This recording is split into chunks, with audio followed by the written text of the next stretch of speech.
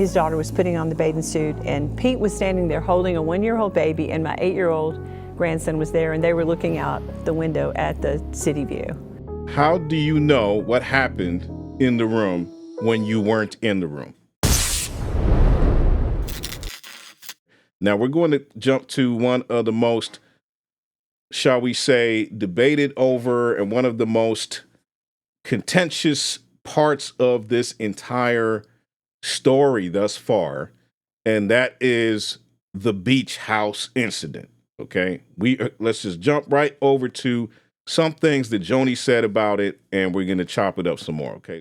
And so we're at the beach, and on this particular day, my grandson was talking about his city view because they're the two older grandchildren. Mm-hmm. They were up in a room. It was a long bunk room, and there was a bunk bed on one side, and then there was another bunk bed on the other side. And so my grandson was talking about his sister had the beach view, and he had the city view. And so who they're calling Pete heard my grandson talking and said, "Oh, I like the city view." And because everybody else was saying they like the beach view. Mm-hmm. I like the beach view. Mm-hmm. And so he said Pete was holding his 1-year-old child. And he said to my grandson, "Well, show me your city view." So they went up the steps. I was in the room, heard this, and went up the steps and proceeded to look out the window to see the beach view and then to see the city view. And at some point, my granddaughter was up there on her side of the room and put her bathing suit on. Mm-hmm. Well, downstairs, Susie said to my son, "Go check on." I remember thinking that's kind of weird, and the way she said it. And so my son went running up the stairs, and when he did, he saw that his daughter was putting on the bathing suit, and Pete was standing there holding a 1-year-old baby, and my 8-year-old grandson was there, and they were looking out the window at the city view. Well, Jonathan says, "What are you doing up here? She's putting her bathing suit on." Well, Pete turns around and said, "Oh, I'm so sorry," and comes downstairs. And it was just weird the way the whole thing went down. And at that point, Marcus was still alive. And so we could tell there was like a commotion over it. So he called a meeting with the whole family. And we all came together, and we just began to talk about what happened and realized there was nothing that happened. It was basically within a few minutes. Mm-hmm. And Pete said, "I'm so sorry. I didn't know she was putting on her bathing suit, but a 5-year-old will just take her pajamas off and put on the bathing suit when you're at the beach."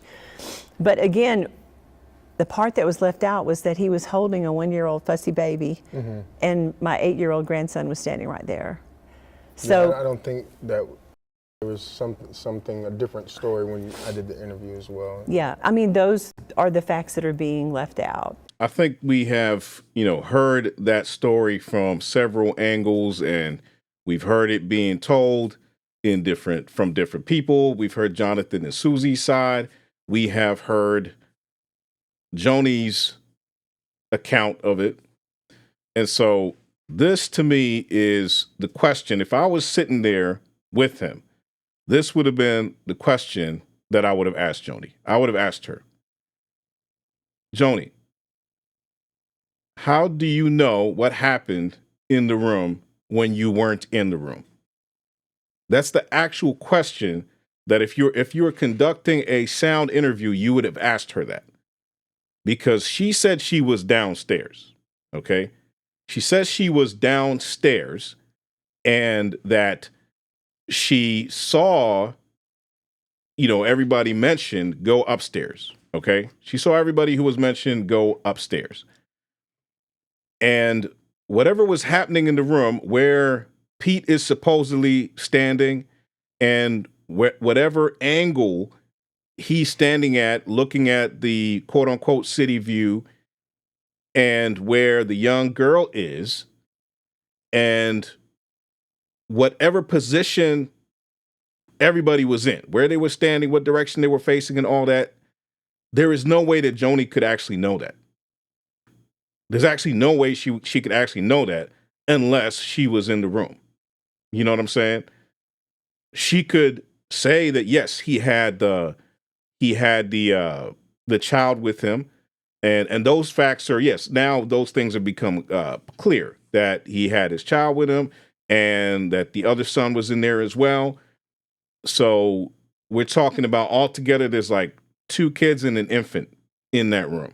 Okay, those facts are not being disputed now. That's been established that's actually what was there. However, she was not in the room to know where everybody was when this happened. So all that you're left with is basically Joni taking, she knows of 2 accounts. She heard of 2 accounts, and she chose the account that she found, more believable, or the one that, felt right to her. That's really what you're left with here. Because this could have easily been her just taking Jonathan's side. You see what I'm saying? She could have easily just said the narrative that fits her better is the other side. Because again, she wasn't in the room. But she's putting all these things together and then saying to herself, okay, according to whatever else happened, and I'm not saying that she did this maliciously or anything like that, but she is basing everything based off of everything that she saw. She came up with the conclusion, and that's where she landed, that she found Pete's story more convincing in her eyes. But if you put her on a witness stand and you asked her about this story, matter of fact, you wouldn't put her on a witness stand because she wasn't in the room. So at the end of the day, you're left with somebody who is still giving you their opinion of things, but they were not an eyewitness. So the only people who can give you a story because they were adults is either Pete or Jonathan in this case. And what you're left with is to kind of put all the pieces together and say, whose account do you believe more? So that's what she did. Let me know your thoughts in the comment section below. I would love to hear from you. Don't forget to like, share, and subscribe. Tell a friend to tell a friend. And if then you have been raised with Christ, seek the things that are above, where Christ is, seated at the right hand of God. Set your minds on things that are above, not on things that are on earth. All right? God bless y'all, and I'll see y'all on the next one. Peace.